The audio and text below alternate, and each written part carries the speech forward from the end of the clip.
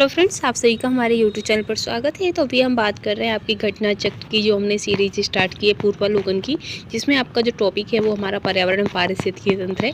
और ये पर्यावरण पारिस्थितिकी तंत्र जो है ये आपके UP TET, C TET, super TET, जो भी आपके टेट एग्जाम्स होते हैं उन सभी के लिए हमने किया है। और इस सीरीज में हमने आपका पर्यावरण एवं सतत विकास हमारा कंप्लीट हो गया, पारिस्थितिकी भी कंप्लीट हो गया है।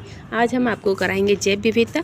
तो जैव विविधता में भी आपके टॉपिक वाइज चलेगा, जैसे कि जैव विविधता हो गया, फिर जैव विविधता का क्षरण हो गया। इस तरीके के जो क्वेश्चन टॉपिक होते हैं उन सभी को अलग अलग टॉपिक की अलग अलग वीडियोस रहेंगी, ठीक है। तो ये जो भी आपके प्रीवियस ईयर एग्जाम्स में इम्पोर्टेंट क्वेश्चन है उनके आधारित है टोटल। पहले तो इसका जो जैव विविधता है उसमें सबसे पहले आपका उसमें थ्योरी वाइज दिया जाएगा, थ्योरी के बाद फिर उसे समझते हुए आगे बढ़ा जाएगा, ठीक है। तो चलिए हम बस पहुंच गए अपने जैव विविधता पर। तो जैव विविधता की ये थ्योरी है, थ्योरी के बाद इससे संबंधित इम्पोर्टेंट क्वेश्चंस हैं, ठीक है, उन्हें देखेंगे। तो किसी पर्यावरण के विभिन्न प्रजातियों की श्रेणी की उपस्थिति को क्या कहते हैं? तो जैव विविधता के रूप में जाना जाता है। साथ ही पर्यावरण में जातियों के कई समुदाय में संगठित रहती हैं। ये जो समुदाय हैं वो एक पारितंत्र में पाए जाते हैं। इसी आधार पर जैव विविधता का जो मापन है वो तीन श्रेणियों में विभाजित किया गया है जैव विविधता का मापन, जिसमें आपका पहला अल्फा, बीटा और गामा आता है। और इन जो जैव विविधता को श्रेणियों में जिन्होंने बांटा है वो हैं आपके वेटकर हैं, जिन्होंने 1960 में आपका जैव विविधता को 3 श्रेणियों में बांटा था, अल्फा, बीटा और गामा में, ठीक है। फिर आता है कि जैव विविधता मापने के गणितीय सूचकांकों में से अल्फा सूचकांक स्थानीय स्तर का, जो अल्फा सूचकांक होते हैं वे आपके स्थानीय स्तर के जो किसी समुदाय या आवासीय क्षेत्र के मध्य प्रजाति की विविधता को दर्शाते हैं। वहीं जो बीटा सूचकांक होते हैं वे स्थानीय एवं क्षेत्रीय विविधता का अनुपात होता है, जबकि गामा सूचकांक किसी भूदृश्य की संपूर्ण विविधता को दर्शाते हैं, ठीक है। फिर है ये आपका कि किसी पारिस्थितिकी तंत्र में विद्यमान सजीव प्राणियों जैसे कि पौधे एवं जंतुओं की विविधता को ही जैव विविधता के रूप में परिभाषित किया जाता है। और सबसे पहले जो जैव विविधता शब्द है उसको अंग्रेजी शब्द बायोलॉजिकल डाइवर्सिटी के रूप में जो सबसे पहले जैसे किसने दिया था, तो आपके रेमंड एफ दासमैन आप याद रखिए, दासमैन ने दिया था। और कब? तो 1968 में। इनकी पुस्तक थी a different kind of country, इसमें इन्होंने बायोलॉजिकल डाइवर्सिटी नाम दिया था दासमैन ने, ठीक है।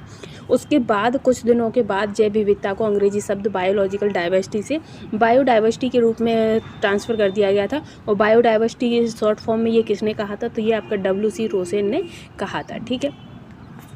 आगे बढ़ेंगे तो आगे है कि जो जैव विविधता है उसका सबसे महत्वपूर्ण पहलू जो होता है वो पारिस्थितिकी तंत्र का निर्वहन होता है। यह कार्य विभिन्न स्तरों पर किया जाता है।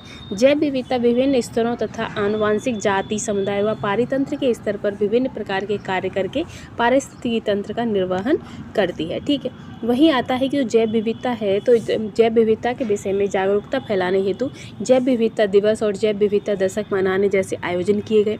और संयुक्त राष्ट्र संघ के द्वारा 22 मई को जैव विविधता दिवस मनाया जाता है।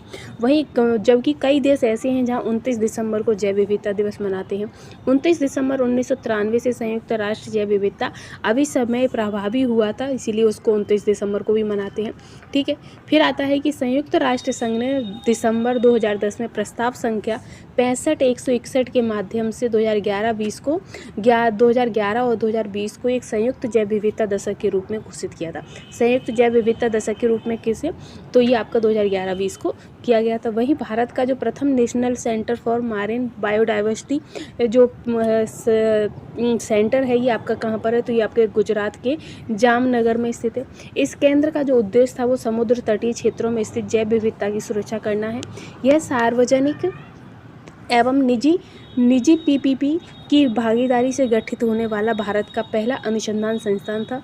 और वहीं जो जामनगर है वो भारत के एकमात्र समुद्री राष्ट्रीय उद्यान है। जामनगर में क्या है? भारत का एकमात्र समुद्री राष्ट्रीय उद्यान है जो कि कच्छ की खाड़ी में स्थित है, ठीक है। आगे है कि मरुस्थलीकरण से निपटने के लिए संयुक्त राष्ट्र अभिसमय का 12 दिवसीय 14 COP 14 सम्मेलन नई दिल्ली में 13 सितंबर 2019 को संपन्न हुआ था। और ये जो सम्मेलन था ये सदस्य देशों ने 2030 तक भूमि क्षरण तटस्थता का लक्ष्य निर्धारित किया था। अब इससे संबंधित हमारे कुछ इंपॉर्टेंट क्वेश्चन है। जैव विविधता से संबंध, जैव विविधता को परिभाषित किया है तो कैसे? तो किसी पर्यावरण में विभिन्न प्रजातियों की श्रेणी को जैव विविधता कहा जाता है। और जैव विविधता को 3 भागों में बांटा है, आपका गामा, अल्फ़ा, बीटा, गामा। और ये किसने बांटा था? तो ये वेटकर ने बांटा था। और कब? तो 1960 में। ठीक है, आगे है कि जैव विविधता मापने के गणितीय सूचकांकों में से कौन सा एक स्थानीय स्तर पर किसी समुदाय आवासीय क्षेत्र में माध्य प्रजाति विविधता को दर्शाता है? तो वो है आपका अल्फा सूचकांक। ठीक है, इसी के साथ है कि जैव विविधता का अर्थ, तो जैव विविधता का अर्थ होता है कि एक निर्धारित क्षेत्र में विभिन्न प्रकार के पादप एवं जंतु। ठीक है, आगे है कि जैव विविधता का सबसे महत्वपूर्ण पहलू क्या होता है? तो पारिस्थितिकी तंत्र का निर्वहन करना। ठीक, फिर है कि निम्नलिखित में से कौन सा कारक जैव विविधता के ह्रास के लिए सर्वाधिक महत्वपूर्ण है? तो वो है आपका प्राकृतिक वास का विनाश करना। ठीक है, आगे है कि भारत द्वारा भूमि क्षरण तटस्थता प्राप्त करने का जो लक्ष्य है वो आपका 2030 तक रखा गया। और कब? तो जी आपका COP14 के तहत रखा गया था। इसी में है कि निम्नलिखित में से किसने सर्वप्रथम बायोडाइवर्सिटी शब्द का प्रयोग किया था? तो बायोडाइवर्सिटी शब्द का जो प्रयोग है वो आपका वाल्टर जी रोसेन ने किया है। ठीक है, जैव विविधता शब्द की रचना, तो ये आपकी किसने की थी?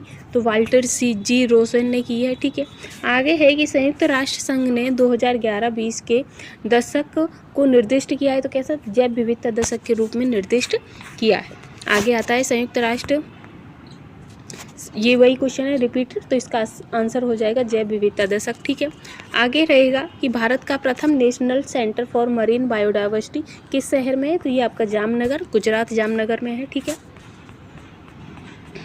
तो ये आपके जैव विविधता से संबंधित क्वेश्चन थे, वो हमने कंप्लीट कर लिए। नेक्स्ट वीडियो आपकी रहेगी जैव विविधता प्रवणता। ठीक है, आई होप आपको क्वेश्चन और थ्योरीज पसंद आई होगी, और ऐसी ही लेटेस्ट वीडियो के लिए चैनल के साथ बने रहिएगा। Thanks for watching.